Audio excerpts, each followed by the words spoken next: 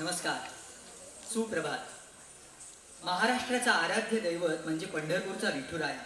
कधी विठू माऊली बनून तर कधी विठोबा म्हणून गेली अनेक शतक हा विठुराया आणि रखुमाई महाराष्ट्रातल्या त्यांच्या भक्तांवर मायेची पाखर घालतात. रसिक हो, लेहजा आर्ट फाउंडेशनच्या नृत्यान्विता 2025 या कार्यक्रमात मी रोहन टिल्लू तुम्हा सगळ्यांचं स्वागत करतो. महाराष्ट्राच्या या दैवताची स्तुती करणारं हे पद्य लिहिलं होतं आदि शंकराचार्यांनी आणि संगीतबद्ध केलं कमलेश भडकमकर यांनी. या पद्यातील शब्द आपल्यासमोर आता साजिवंत साकारला तो लेहजा आर्ट फाउंडेशनच्या संस्थापक गुरु शीतल कपोले आणि त्यांच्या 18 विद्यार्थिनी. गेल्या एका तपापेक्षाही जास्त काळ डोंबिवली आणि मुंबईतल्याच नाही तर महाराष्ट्रातल्या सांस्कृतिक आणि कला विश्वात मोलाची कामगिरी बजावणारी संस्था म्हणजे लेहजा आर्ट फाउंडेशन. आज आपण सगळेच इथे या संस्थेचा 13वा वर्धापन दिन साजरा करायला जमलो. गुरु श्रीमती शमाताई भाटे यांच्या शिष्या असलेल्या शीतल कपोले यांनी 2012 मध्ये लेहजा आर्ट फाउंडेशनचं इवलसं रूप लावलं.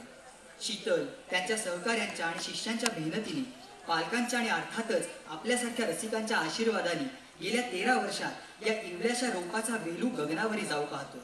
आजच्या या 13व्या वर्धापन दिनाच्या विशेष कार्यक्रमासाठी आपल्या सन्माननीय अतिथी म्हणून आज आपल्यासोबत कथ्थक नृत्यांगना, रचनाकार, गुरु, take talk expert Amira Patankar आहेत.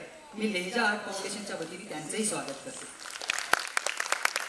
लेहजा आर्ट फाउंडेशन हा फक्त नृत्याचा क्लास नाही हा, म्हणजे इथे कथ्थक शिकवलं जातं, पण त्या पलीकडे जात कथ्थकच्या विविध अंगांनी विचार करून आपल्या अनोख्या उपक्रमांनी लेहजाने आपला अमिट ठसा उमटवला.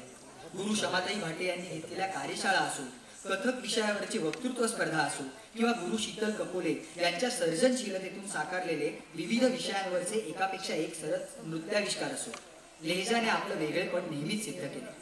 आज या 13व्या वर्धापन दिनानिमित्त होणाऱ्या नृत्यान्विता 2025 या कार्यक्रमातही आपल्या सगळ्यांना याची एक सुंदर झलक पाहायला मिळणार आहे. भारतीय शास्त्रीय संगीत किंवा नृत्य यांचं वैशिष्ट्य असं की हे संगीत आणि नृत्य मंदिरांमध्ये आणि दरबारात खुललं. कथक हा नृत्य प्रकार उत्तर भारतात जन्माला आला.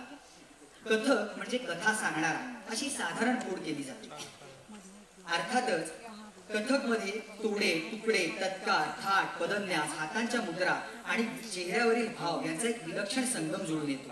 ही सगळी अंग या नृत्याची वैशिष्ट्ये मानली जातात. अर्थात मंदिरांमध्ये कथा सांगण्यासाठी वापरल्या जाणाऱ्या या नृत्य प्रकारातील अनेक रचना या श्रीकृष्णाच्या अनेक कथा, लीला यांचं वर्णन करणाऱ्या नसतील तरच नव्हत.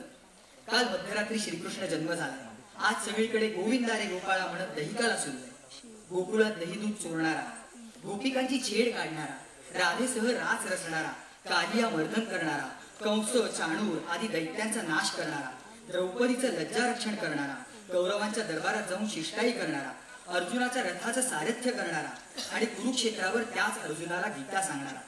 श्रीकृष्णाची किती म्हणून रूप वर्णायची. यातलंच एक रूप म्हणजे गोवर्धन पर्वत करंगळीवर तोडून धरणारा श्रीकृष्ण.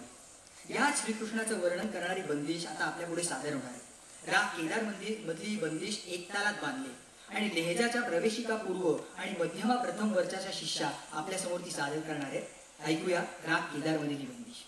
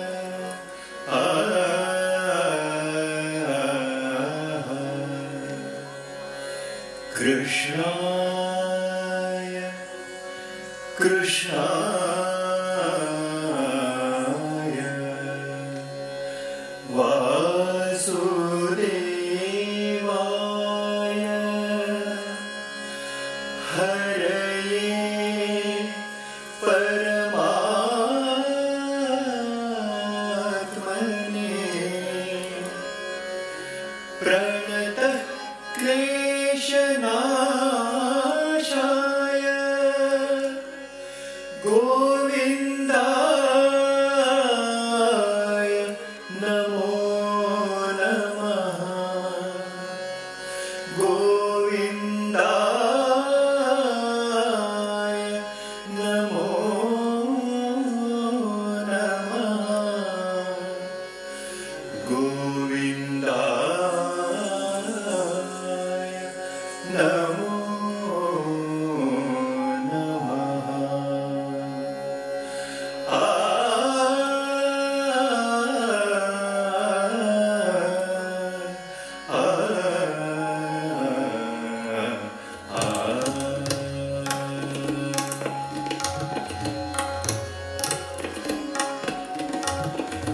नंदनंदन गिरिधारी नंदनंदन गिरिधारी नंदनंदन गिरिधारी नंदनंदन गिरिधारी सावरो बिहारी सावरो बिहारी नंदनंदन गिरिधारी